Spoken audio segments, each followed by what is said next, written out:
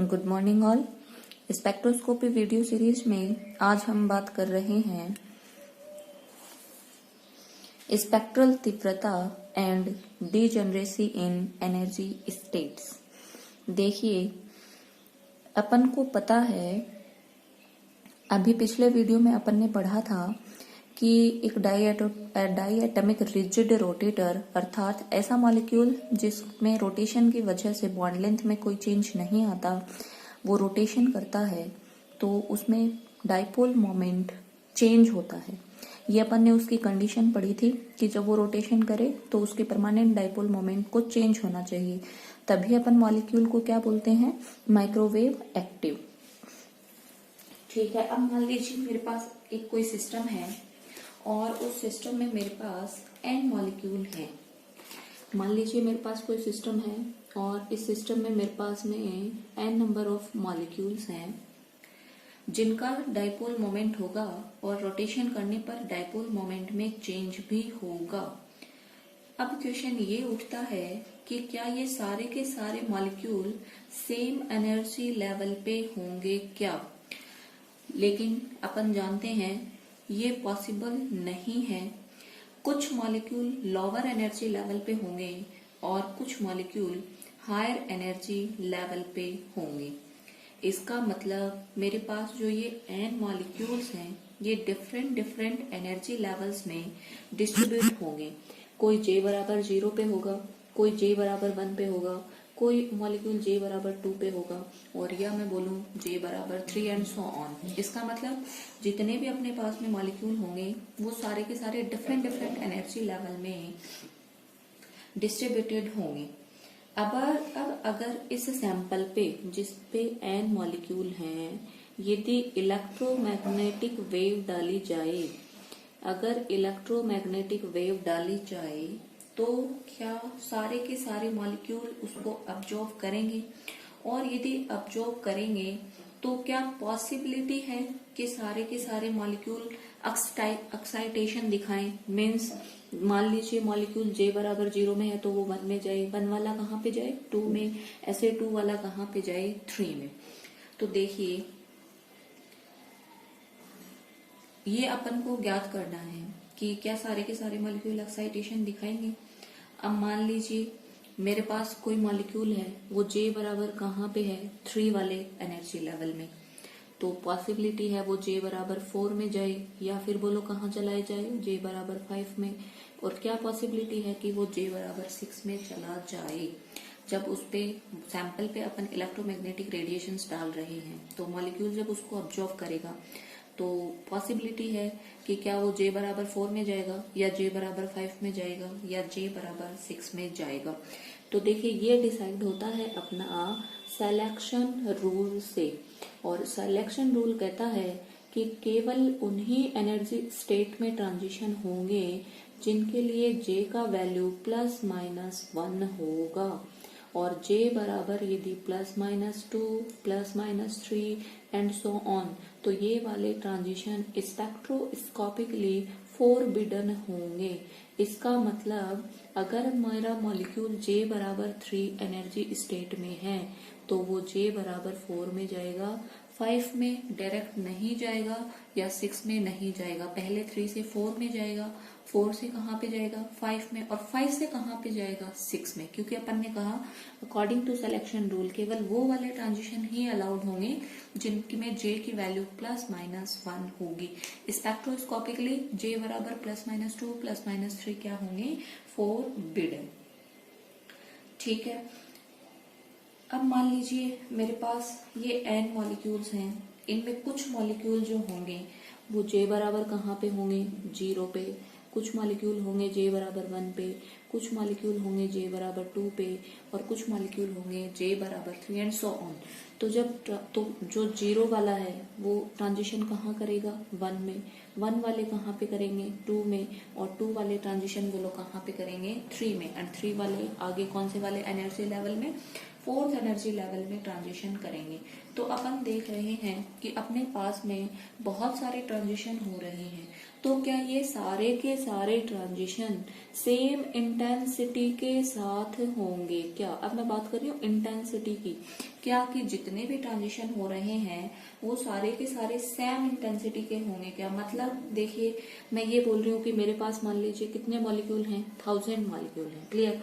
उसमें से मान लीजिए 100 मॉलिक्यूल हैं वो J बराबर 0 पे हैं, ये 100 मॉलिक्यूल मेरे J बराबर 1 पे हैं, ऐसे ही 100 मॉलिक्यूल J बराबर 2 पे हैं, 100 मॉलिक्यूल मेरे J बराबर 3 पे एंड सो ऑन। ठीक है, इसका मतलब जब आप इस मॉलिक्यूल पे, इन मॉलिक्यूल पे इलेक्ट्रोमैग्नेटिक रेडिएशंस डालेंगे तो ये 100 मॉलिक्यूल जो J बराबर 0 में हैं वो कहाँ पे जाएंगे? J बराबर 1।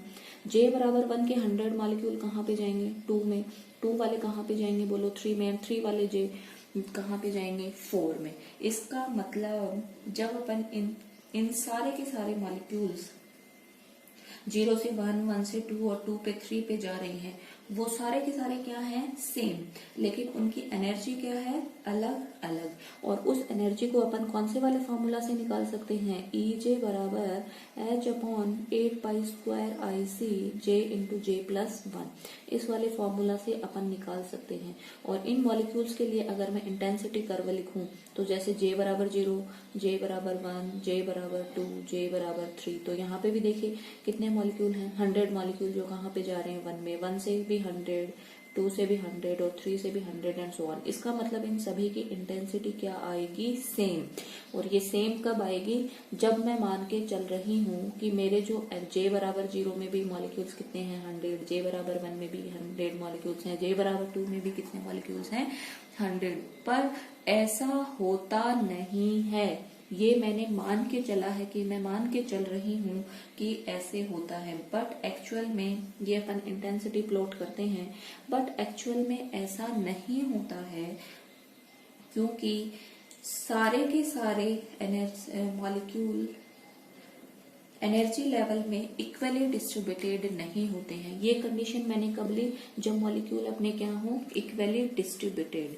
लेकिन मैं दोबारा बोल रही हूँ, ऐसा होता नहीं है। सारे के सारे मॉलिक्यूल सेम तरीके से एनर्जी लेवल्स में डिस्ट्रीब्यूटेड नहीं हो सकते। तो फिर देखिए, तो फिर क्या होता होगा? तो देखो, मैं ऐसे लिखती हूँ, मान लीजिए मेरे पास 1000 मॉलिक्यूल हैं। मान लीजिए मेरे पास 1000 मॉलिक्यूल्स हैं और ये 1000 मॉलिक्यूल्स में से हो सकता है मेरे पास, चूंकि ग्राउंड लेवल वाला जो एनर्जी लेवल होता है उसकी एनर्जी सबसे कम होती है, इसलिए वहां पे मान लीजिए मेरे पास कितने मॉलिक्यूल्स हैं? J बराबर 0 पे 700। 100 मॉलिक्यूल्स मेरे पास में कहाँ है? J बराबर 1 में। ऐसे 50 मॉलिक्यूल्स कहाँ हैं? J बराबर 2 में। और 50 मॉलिक्यूल्स कहाँ पे हैं? J बराबर 3 एंड सो ऑन। और ये जो 700 मॉलिक्यूल हैं J बराबर 0 में, J बराबर 1 में 100 मॉलिक्यूल बोले अपन ने, J बराबर 2 में कितने मॉलिक्यूल हैं? 50 मॉलिक्यूल। इसका मतलब ये जो पॉपुलेशन है, पॉपुलेशन वर्ड का मैं ले रही हूँ, देखिए पॉपुलेशन का मतलब है कि उस पर्टिकुलर एनर्जी लेवल में कितने मॉलिक्यूल्स हैं। जैसे J बराबर 0 में 700 है, J बराबर 1 में कितने हैं? 100। तो इसको मैं क्या बोलूंगी? Population in that energy, sorry, number of molecules in that energy level is called as population. Clear? अब आप देख रहे हो 0 या बोलूं मैं एनर्जी लेवल पे, ग्राउंड एनर्जी लेवल पे पॉपुलेशन ज्यादा है, हायर एनर्जी लेवल पे पॉपुलेशन थोड़ी कम हुई, फिर और कम और फिर और कम। तो पॉपुलेशन होता है किसी भी पर्टिकुलर एनर्जी लेवल में नंबर ऑफ मॉलिक्यूल्स। क्लियर? अब जब ट्रांजिशन होंगे, कोई मॉलिक्यूल मान ले 0 से, अब इस पे अगर अपन इलेक्ट्रोमैग्नेटिक रेडिएशंस डाल रहे हैं, और इलेक्ट्रोमैग्नेटिक रेडिएशंस जब डाल रहे हैं तो ट्रांजिशन जब होगा तो वो इंटेंसिटी कितनी होगी? अब मैं बात कर रही हूँ इंटेंसिटी की, तो ये डिपेंड करेगा इस पॉपुलेशन पे कि उस पर्टिकुलर एनर्जी लेवल में कितने मॉलिक्यूल्स हैं। और अब अगर मान लीजिए मैं इंटेंसिटी और इसके बीच में ग्राफ, तो अपन को पता है 0 से 1 में जाने वाले मॉलिक्यूल्स कितने हैं? 700। ऐसे ही 1 से 2 में जाने वाले कितने हैं? 100। 2 से 3 में जाने वाले कितने हैं? 50। तो आप देख रहे हो सबसे ज्यादा जो इंटेंसिटी होगी वो कौन से वाले ट्रांजिशन की होगी? 0 से 1, क्योंकि 0 वाले जो लेवल है वहां पे पॉपुलेशन क्या है? बहुत ही ज्यादा। तो किसी भी, अब मैं ऐसे बात करती हूँ कि मान लीजिए जीरो के रेस्पेक्ट में ये जो फर्स्ट एनर्जी लेवल है इसमें पॉपुलेशन कितनी होगी, या इस जीरो के रेस्पेक्ट में 2 में कितनी पॉपुलेशन होगी, या जीरो एनर्जी लेवल के रेस्पेक्ट में जे बराबर 3 में पॉपुलेशन कितनी होगी। इसको अपन निकाल सकते हैं बोल्ट्जमान डिस्ट्रीब्यूशन लॉ से। और बोल्ट्जमान डिस्ट्रीब्यूशन लॉ के अकॉर्डिंग देखो मैं लिख देती हूँ, number of molecule in that particular energy level upon number of molecule in J बराबर 0। क्योंकि अपन को जे बराबर 0 के रेस्पेक्ट में देखना है कि एनर्जी लेवल्स में रिलेटिव पॉपुलेशन कितनी है। 0 के रेस्पेक्ट में 1 में कितनी है, तो यहाँ जे का मान मैं रखूंगी 1। अगर 2 के रेस्पेक्ट में देखोगे तो यहाँ पे मान रखेंगे 2। 3 के रेस्पेक्ट में देखोगे तो मान कितना होगा 3। और इसको इस फॉर्मूला के द्वारा दिया जाता है N J upon N naught बराबर minus E J over K T. Clear. ये फॉर्मूला से अपन दे सकते हैं कि किसी भी ग्राउंड एनर्जी लेवल के रेस्पेक्ट में किसी भी एनर्जी स्टेट की रिलेटिव पॉपुलेशन कितनी होगी, ये अपन बोल्ट्जमान डिस्ट्रीब्यूशन लॉ से निकाल सकते हैं। और यहाँ पे ईजे अपन को पता है वो पर्टिकुलर क्या है, एनर्जी लेवल की एनर्जी, जिसको अपन इस वाले फॉर्मूला से निकाल सकते हैं कि यहाँ पे होता है बोल्ट्जमान कांस्टेंट और टी बोलो यहाँ पे क्या होता है, टेम्परेचर। अब मान लीजिए मैं रूम टेम्परेचर की बात करती हूँ कि टी बराबर 27 डिग्री सेंटीग्रेड, या मैं बोलूँ 300 केल्विन पे 0 के रेस्पेक्ट में इस 1 वाले एनर्जी लेवल में कितने मॉलिक्यूल्स होंगे, वो अगर मान लीजिए अपन को कैलकुलेट करने हैं तो अपन इजीली कैलकुलेट कर सकते हैं। देखिए एन जे, और यहाँ पे जे की वैल्यू बोलो कितनी लिखी है मैंने, N1 अपॉन N0, कि इस ग्राउंड लेवल के रेस्पेक्ट में फर्स्ट जो एनर्जी लेवल है या हायर एनर्जी लेवल है, इस जे बराबर 1 में जो पॉपुलेशन होगी, रिलेटिव पॉपुलेशन 0 के रेस्पेक्ट में, वो कितनी होगी, वो अपन को कैलकुलेट करनी है। तो एन जे की वैल्यू यहाँ पे बोलो कितनी हो गई, 1 बराबर फॉर्मूला रखेंगे बोलो क्या, ई माइनस, और अब मैं सीधे एनर्जी का फॉर्मूला रख रही हूँ यहाँ से, देखें सेंटीमीटर इनवर्स वाला, H अपॉन 8 पाई स्क्वायर आई सी जे इंटू जे plus 1 upon K T. Clear. और अब यहाँ पे H अपन को पता है क्या होता है, प्लैंक कांस्टेंट, जिसकी वैल्यू फिक्स होती है। ये बोलो कितनी होती है, H की वैल्यू होती है 6.6 गुणा 10 की घात माइनस 34। यहाँ पे देखो अपॉन 8 गुणा पाई बोलो कितना होता है,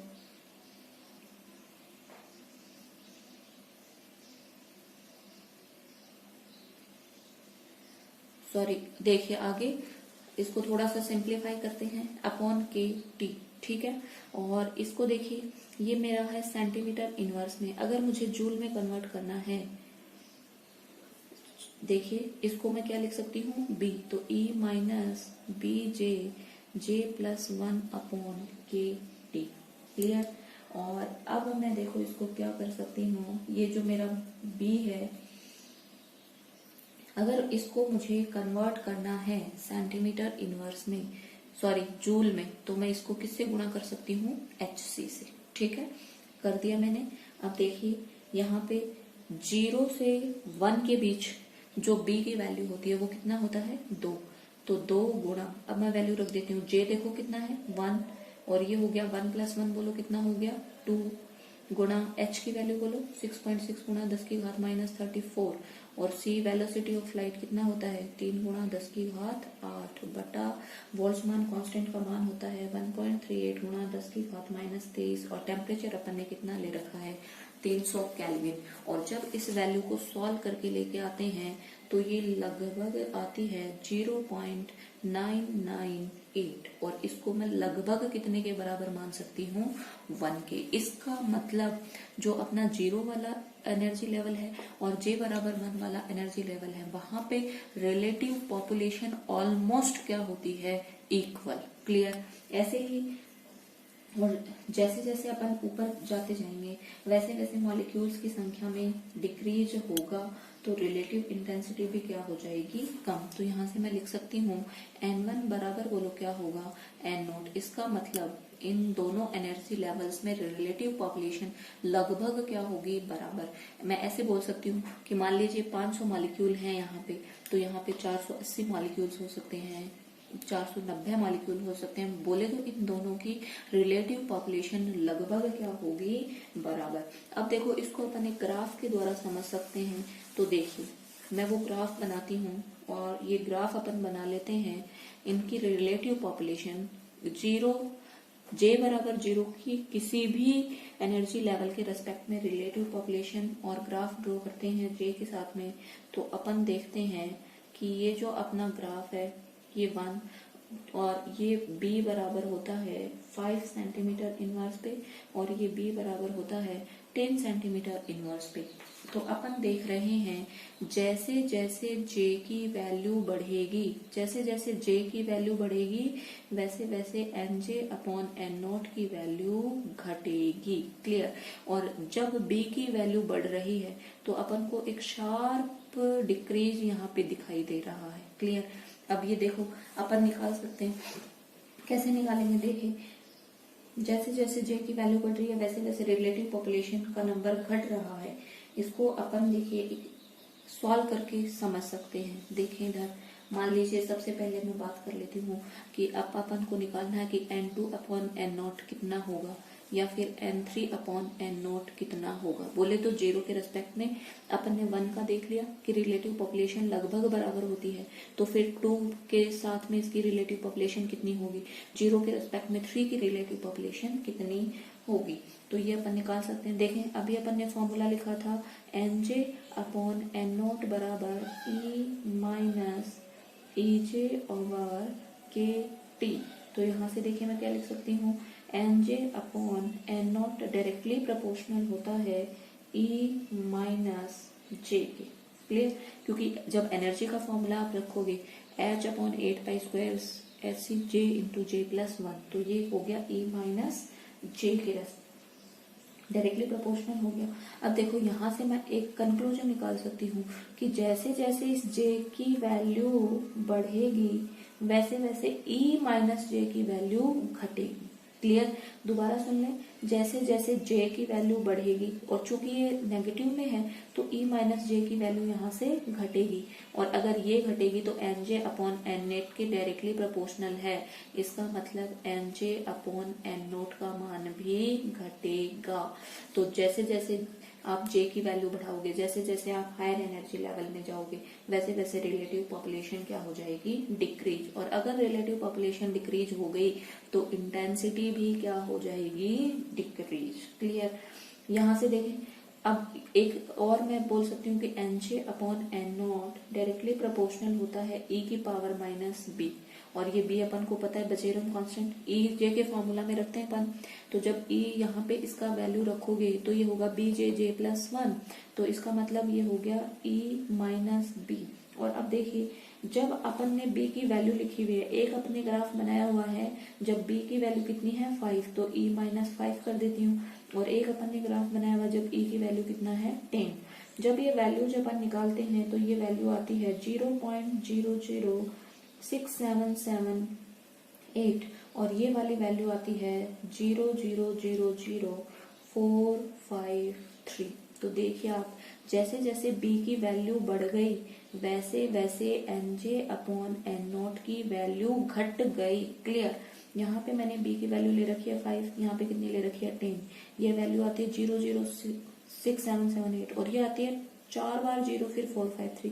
मतलब जैसे जैसे B का वैल्यू बढ़ा वैसे वैसे Nj अपॉन N0 या बोलूं रिलेटिव पॉपुलेशन घट गई। इसीलिए B10 पे जो अपना कर्व आता है वो कैसा आता है, शार्प। क्लियर। अब बात करते हैं टेम्परेचर की। तो देखिए Nj अपॉन N0 बराबर E की power minus 1 upon T। Clear. ये हो गया E की पावर माइनस, यहाँ से टेम्परेचर के बारे में बात करनी हो। इसका मतलब देखें एक बार मैं इस टेम्परेचर को रख देती हूँ 300 केल्विन और एक बार इस टेम्परेचर को मैं रख देती हूँ 400 केल्विन, तो ये हो जाएगा e की पावर यहीं पे रखती हूँ, देखिए e की पावर -1/t। जब आप टेम्परेचर को रखोगे 300 तो e की पावर -1/300, और एक बार आप 400 रखोगे तो देखना ये वाली जो वैल्यू होती है ये होती है 0.9966, और ये वाली वैल्यू होती है 9975। तो देखिए यहाँ पे टेम्परेचर की वैल्यू है 996 और यहाँ पे वैल्यू है 0.997। इसका मतलब जैसे जैसे टेम्परेचर बढ़ा वैसे वैसे NJ/N0 भी बढ़ा, और ये टेम्परेचर अपन को पता है यहाँ पे इम्पोर्टेंट रोल प्लेस करता है। तो टेम्परेचर बढ़ेगा तो दोनों के रिलेटिव पॉपुलेशन का मान भी बढ़ेगा।